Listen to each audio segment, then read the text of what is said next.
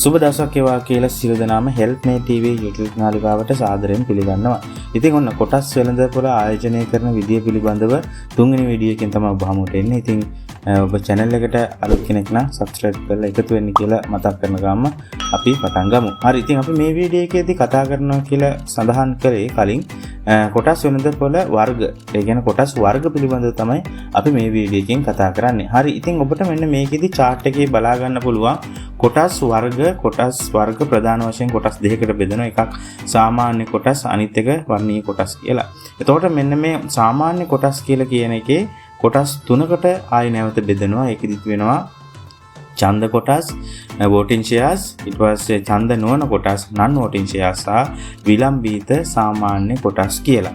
එතකොට මෙන්න මේකෙදි අපිට විශේෂයෙන්ම වැදගත් වෙන කොටස් දෙක තමයි මෙන්න මේ voting shares සහ non voting shares කියන මෙන්න මේ දෙක.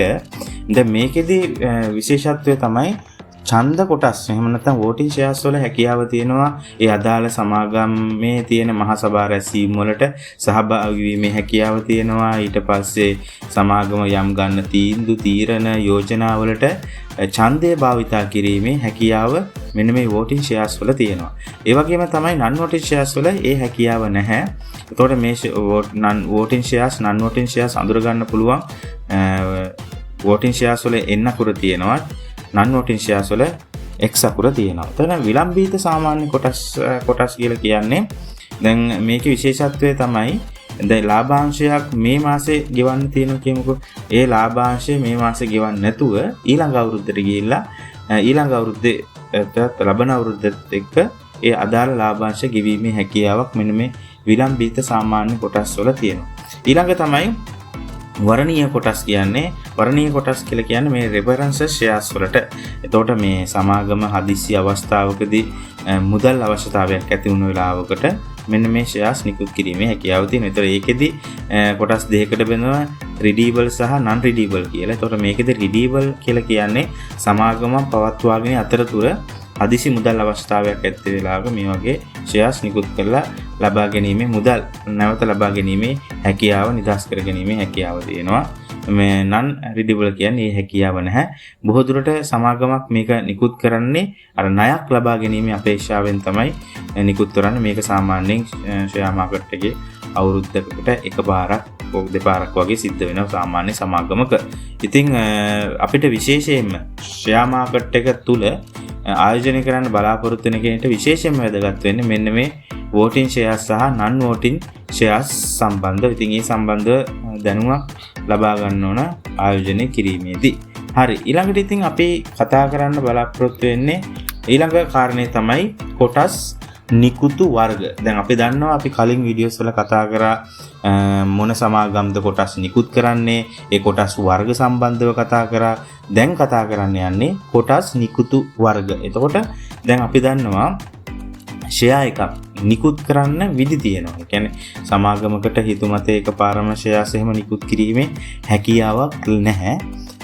ඒ හැකියාවක් තියෙන ක්‍රමවේදයක් අනුව තමයි මේ ෂෙයාස් නිකුත් කරන්නේ. හරි, ඒකෙදි ඔබට මෙන්න මේ chart එකේ බලා ගැනීමේ හැකියාව තියෙනවා. පළවෙනි එක තමයි public issue එකක් විදිහට ෂෙයාස් නිකුත් කරන්න පුළුවන්. ඒ වගේම right issue, ඒ වගේම bonus issue සහ private placement කියලා. එතකොට මේකෙදි අපිට වැදගත් වෙන එක තමයි public issue එකක්. ඒ කියන්නේ සමාගමක් එකවර මූලික වශයෙන්ම ෂෙයාස් නිකුත් කරනකොට මහජනයාට ෂෙයාස් නිකුත් කරනකොට ඒ අදාළ නොටිස් දාලා දැනුවත් කරලා ඒ වගේම නිවුස් මේ කරලා නිවුස් ප්ලාන් කරලා මේ විදියට තමයි. ඒ කියන්නේ public issue එකක් කරා තමයි මහජනයාට කෙලින්ම ෂෙයාස් නිකුත් කරන්නේ. එතකොට ඒකෙදී පළවෙනි කොටස් දෙකක් බෙදෙනවා. initial public offer එකක් විදියට සහ further public offer එකක් විදියට shares නිකුත් කරනවා. එතකොට ඒකෙදී initial public offer එක කියලා කියන්නේ මූලික වශයෙන් කියන්නේ මුල්ම වතාවට පළවෙනි පාරම share market එක නිකුත් කිරීම තමයි initial public issue offer එකක් කියලා කියන්නේ. ඊට පස්සේ further public offer එකක් කියලා කියන්නේ තවදුරටත් ඒ කියන්නේ සමාගමට තවදුරටත් shares අවශ්‍ය වන වෙලාවක ඒ කියන්නේ තවදුරටත් මුදල් ලබා ගැනීමේ අරමුණෙන් තවදුරටත් shares නිකුත් කිරීම තමයි further public offer එකක් කියලා කියන්නේ. එතකොට මෙන්න මේ ඊළඟ කාරණය තමයි right issue එකක් කියලා කියන්නේ. right issue එකක් කියලා කියන්නේ සාමාන්‍යයෙන් මේක ලබා දෙන්නේ දැනටමත් සමාගම තුල ආයෝජනය කරලා ඒ කියන්නේ ෂෙයාර්ස් මිලදීගෙන ඉන්න කට්ටියට තමයි ඉන්න ආයෝජකයන්ට තමයි මේක ලබා දෙන්නේ. එතකොට මේකෙදි වෙන්නේ මුදල් ඒ කියන්නේ යම්කිසි මුදලක් ලබා දෙනවා ඔහුගේ ළඟ තියෙන මේ ෂෙයාර්ස් වල වටිනාකමට අනුව. එතකොට ඔහු තවත් නැවත ආයෝජනය කිරීමේ දිරිගැන්වීමේ හැටියට අර මුදල් මේ එකක් විදිහට තමයි මේ right issue එකක් නිකුත් කරන්නේ. එතකොට බෝනස් issue එකක් කියලා කියන්නේ දැන් සමාගමේ ෂෙයාර්ස් නිකුත් කරගෙන ඉන්න කෙනෙක්ට ඔහුට තවත් මුදල් අය කිරීමකින් තොරව තියෙන ෂෙයාර්ස් වල වටිනාකම අනුව තව ෂෙයාර්ස් නිකුත් කරනවා. එයාට ඒ ෂෙයාර්ස් ඒ කියන්නේ හිතන්නකෝ ෂෙයාර්ස් 10ක් තියෙනවා නම් එයාට බෝනස් එකක් විදියට ෂෙයාර්ස් එකක් තව එකක් වැඩිපුර දෙනවා. ඒතකොට ෂෙයාර්ස් 11ක්. ඒතකොට ඒකදී මුදල් අය කිරීමක් සිද්ධ වෙන්නේ නැහැ. right issue එකකදී මුදල් අය කිරීමක් සිද්ධ වෙනවා. ඒක තමයි මේ right issue සහ බෝනස් issue කියන ෂෙයාර් නිකුත් කිරීමේ වර්ග දෙකේ තියෙන විශේෂත්වය.